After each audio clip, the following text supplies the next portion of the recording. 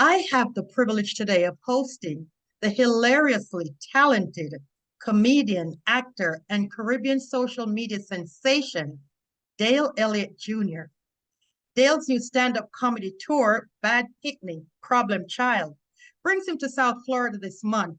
He will be coming onto the stage at the Coral Springs Performing Arts Center in Broward County on September 16th. Hello. You're going to have me laughing from ear to ear. How are you? I'm fine. That is the plan. Yeah. That is the plan. You know, I can't believe that I just saw that Julie Mango will be hosting. And Yep. oh my gosh, I think you and Julie Mango are the best two comedians coming out of Jamaica right now. Thank you. Thank you. Hi, Dale. Hello. Wonderful to have you. Well, go on. Hi. Okay, Dale. All right, let's start from the beginning, shall we? Yes, we can. Were you, yeah, I want to know, were you a bad picnic from morning? Or Yes. as they say over here, just a problem child? Yes, I was a very troublesome child growing up. I grew up in Jamaica, and I never moved to the States till I was 22 years old. So I was really just I was just a problem child. That was actually like a nickname of mine, problem child. Really? Yeah, and the bad Pickney is from my grandmother. I always I say, Yeah. yo, that Pickney, they give all of trouble. Yeah, me was a child, I get like wally for cut and always outside I play, never listen, try climb the tree. Yeah, that was me. Me was always the rude child. Yeah. And you look it too, you know. To this day, Yeah. this day we still look rude. Yeah. Okay, that's your appeal. Okay, well, give us a quick look into your childhood and your upbringing. You grew up with two grandmothers, right? Yes. Your maternal and your paternal grandmother. And one of them was the disciplinarian. Can We you tell us a little bit? we just like know things already. I know I've been watching you and studying you for a while. Yeah. Thank you. You're my favorite. Thank you. Of course, of course. Yeah, so I grew up with both grandparents because my mother and father moved abroad, to more effectively take care of me, I would believe so, financially. Yes. My mother moved to London, my father moved to the US. So I grew up with mostly my father's mother. And then the disciplinarian was on holidays. And when I was in trouble, So it was a weekend thing with the other grandmother. Yeah. With my father's mother, I was there all the time.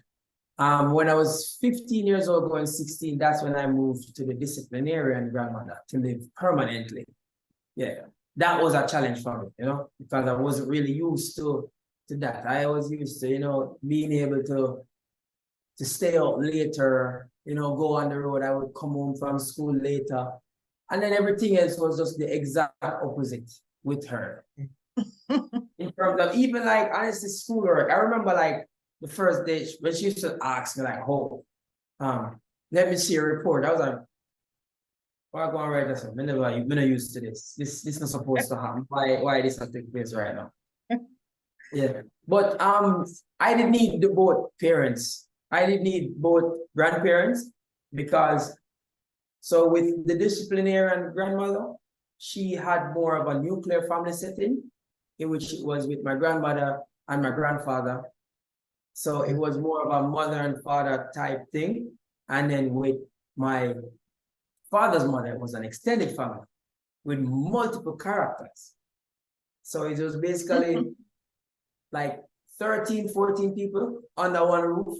And it was just chaos. But it was good chaos. It was fun. I have a lot of stories from there. That place have a lot to do with my character in terms of my funny side, how I deliver my jokes in stand-up, the different characters that I have. I experience it through that household. So both parents really played a very important role in shaping how I ended up. Who you are. Great. Okay. And I hear that you appreciated that too. That upbringing. I loved it. Personally, I don't think I had the best of both worlds. I had the opportunity to have a rough, more outside, a rigid childhood in terms of with my father's side because of the community and what was taking place around. So it was different. And then the escape to my mother's mother, where you can't really go outside, you stay in, had a room. That was a first. Own room, that was a big deal for me. That never had that before.